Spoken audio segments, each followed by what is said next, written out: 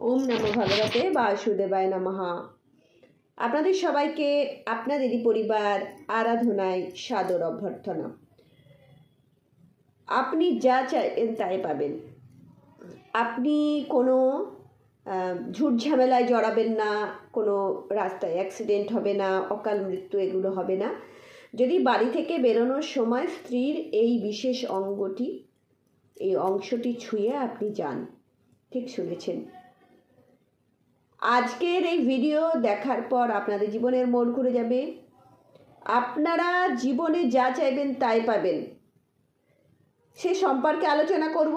তার আগে আপনাদেরকে অনুরোধ করব, চ্যানেলটিকে সাবস্ক্রাইব করে পাশে থাকা বেল আইকনটি ক্লিক করবেন। আমাদের ভিডিও ভালো লাগলে লাইক করবেন, শেয়ার করবেন। ভিডিওটি অবশ্যই শেষ পর্যন্ত দেখবেন।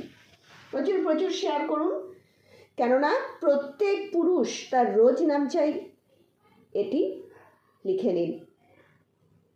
তাহলেই দেখবেন যে আপনারা কি অশেষ কৃপা লাভ করছেন। জীবনের মানে পাল্টে গেছে, জীবন দেখুন অন্য খাতে বইবে।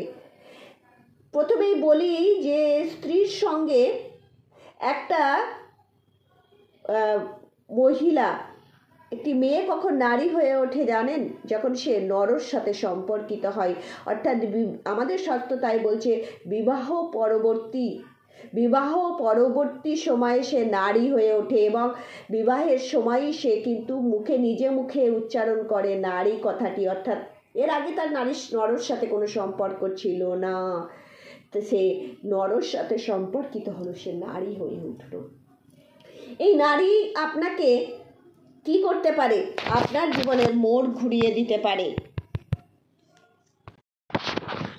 আরেকটি কথা মনে রাখবেন, যে বাড়িতে নারীদের সম্মান দেওয়া হয় না, নারীরা শারীরিক বা মানসিকভাবে নির্যাতিতা, লাঞ্ছিতা, অপমানিতা, কুণ্ঠিতা বোধ হন,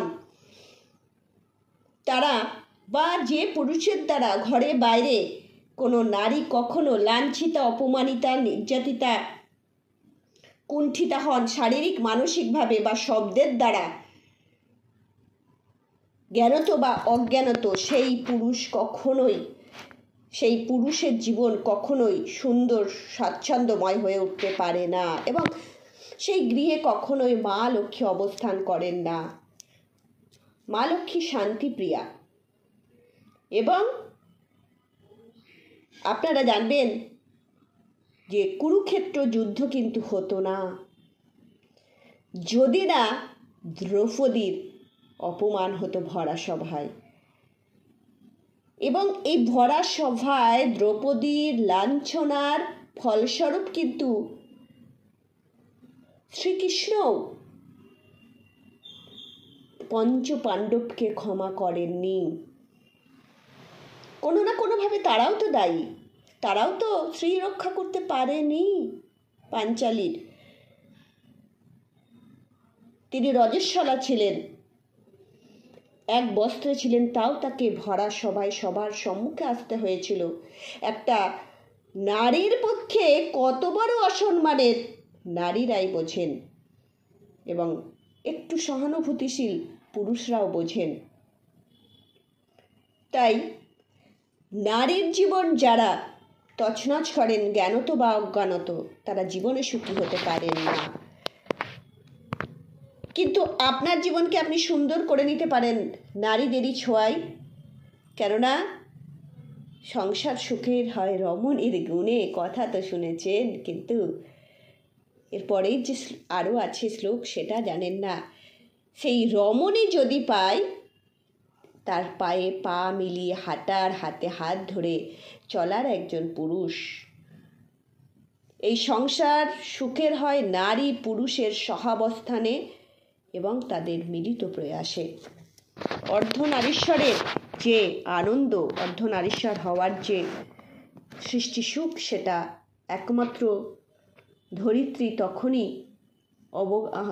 অনুধাবন করতে পারেন যখন ব্যালেন্স থাকে স্বামী স্ত্রীর মধ্যে, নরনারীর মধ্যে। তাই স্ত্রীকে অবশ্যই কি করবেন? অবশ্যই সম্মান প্রদান করবেন। আর বাড়ি থেকে বেরোনোর সময় আপনি কোনো খারাপ সঙ্গে পড়বেন না, অর্থাৎ কেউ আপনার হয় না দশচক্রে ভগবান ভূত, দেখবেন আপনি কোনো দোষ করেননি, দোষের ভাগিদার হয়ে গেলেন, বিনা দোষে উদরপিণ্ডি বুদর ঘাড়ে চেপে গেল, বিনা দোষে আপনি শাস্তি পেয়ে গেলেন। সেটা যে কোনোভাবে এই এই যে একটা ক্ষণ চলে আসে, এই যে একটা অবস্থা চলে আসে, সেটির শিকার আপনি হবেন না। বাদে চিন্তাও আপনি করবেন না, অর্থাৎ কোনো কুমতলব আপনার মধ্যে আসবে না, অবৈধ কোনো চিন্তা ভাবনা আপনার মধ্যে আসবে না, কোনো দুর্ঘটনার শিকার আপনি হবেন না, কোনো শুকনো বিপদও হবে না। তাই ঘরে বাইরে বেরোনোর সময় আপনি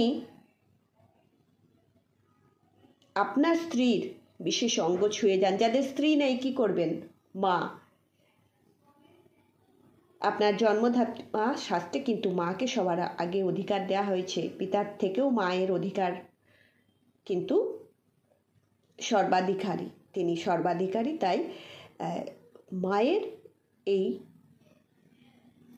অঙ্গ ছুঁয়ে যাবেন।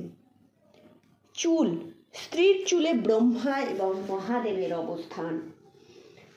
আর এই ব্রহ্মা হচ্ছে বুদ্ধির দেবতা, বুদ্ধি যোগায়, সুবুদ্ধি প্রদান করে, আর মহাদেব জীবনের।